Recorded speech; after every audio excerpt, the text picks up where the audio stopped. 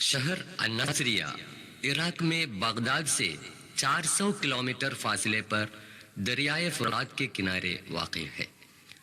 حضرت ابراہیم علیہ السلام کا وطن بابل کا اور ہے جو یہاں سے 15 کلومیٹر دوری پر ہے۔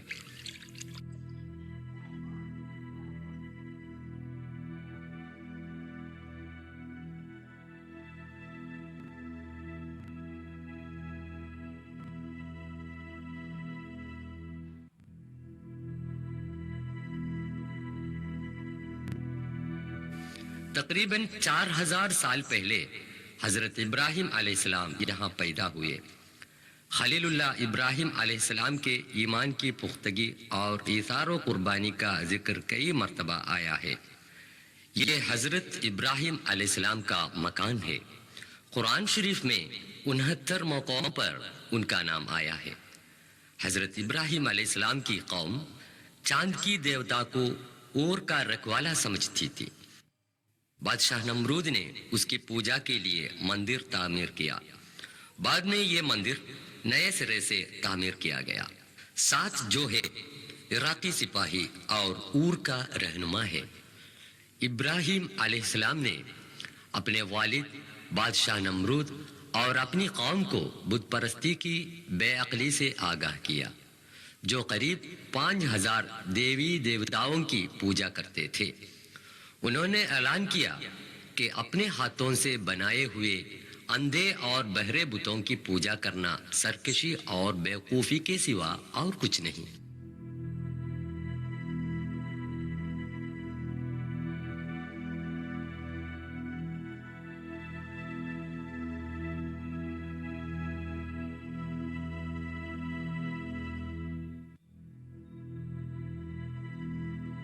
قصر نمرود کی بنیاد۔ تقریباً 38 میٹر لمبے چوڑے اس محل میں کئی کمرے تھے۔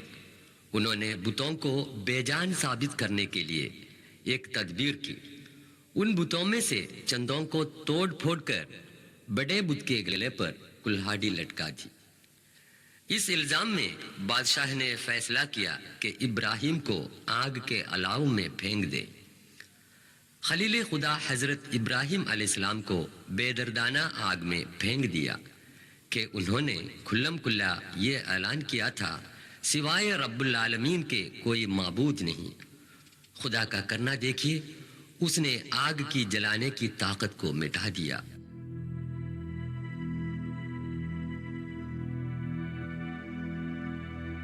سورہ 21 انبیاء آیت 69 میں خدا فرماتا ہے، قلنا يا نار كوني بردا وسلاما على إبراهيم وأرادوا به كيدا فجعلناهم الأخسرين۔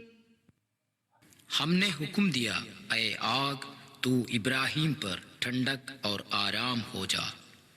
وہ اس کا برا چاہنے لگے، پھر انہی کو ہم نے نقصان میں ڈالا۔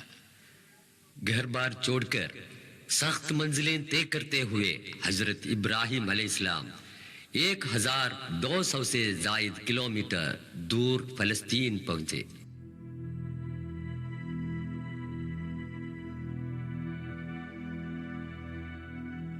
یہ الخلیل کے نام سے مشہور ہے، ہبرون۔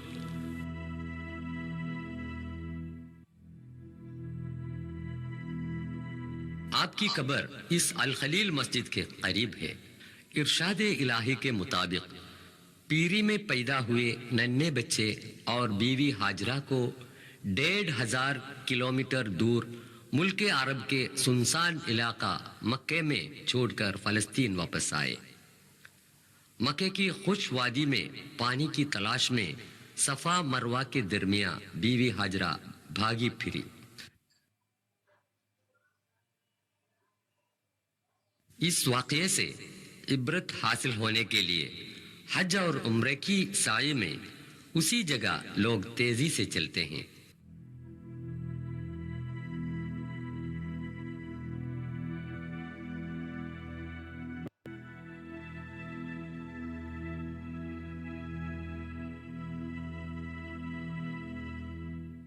مکے کی ویران وادی میں وہ ننھا سا بچہ پیاس کے مارے پاؤں مار مار کر رونے لگا تو وہیں سے ایک چشمہ پھوٹ نکلا. یہ ہے آب زمزم، ریگستان کا ایک عجیب و غریب چشمہ جو 4000 سال کے بعد بھی قائم و دائم ہے. خدا کا عجیب کرشمہ دیکھیے کہ یہ چشمہ لاکھوں انسانوں کے برابر استعمال سے بھی سوکھا نہیں گیا. یہ مکہ کے باشندوں اور زائران کعبہ کے لیے خدائے جل و شانہ کی طرف سے ایک انمول تحفہ ہے.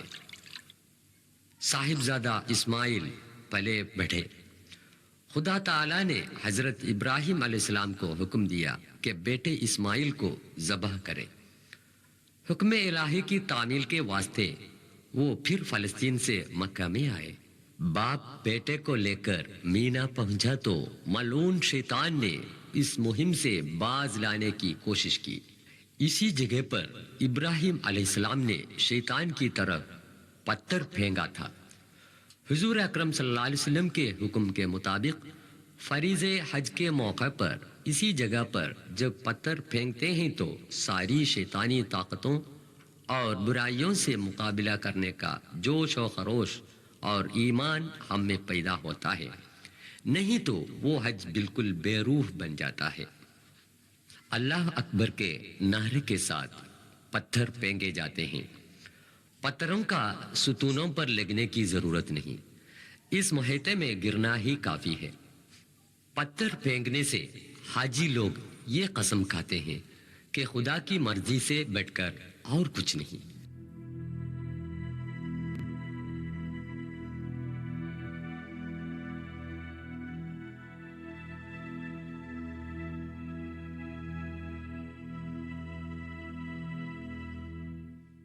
جب حضرت ابراہیم علیہ السلام نے اپنے بیٹے کو ذبح کرنے کے لیے لٹایا اور ہاتھ میں چھری لی تب خدا نے فرمایا، ٹھہرو ابراہیم، تم نے میرا حکم بجا لایا، اس کے بدلے ایک بکرے کو ذبح کریں.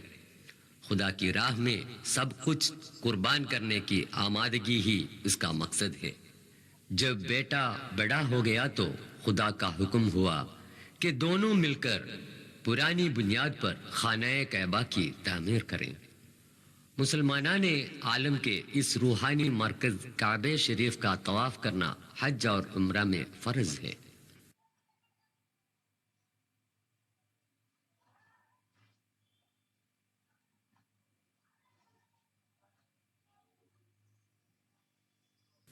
الاسکا سے لے کر جزیرہ فجی تک پھیلے ہوئے اس وسیع دنیا کے 200 سے زیادہ ممالک سے لاکھوں لوگ اس مقدس مقام پر آ پہنچتے ہیں اور حج ادا کرتے ہیں. دیس بھیس، رنگ و زبان، حسب و نسب، کسی امتیازات کے بنا مسجد الحرام میں دوش بدوش ہو کر نماز پڑھنے والے حاجی لوگوں کو ہم دیکھ رہے ہیں.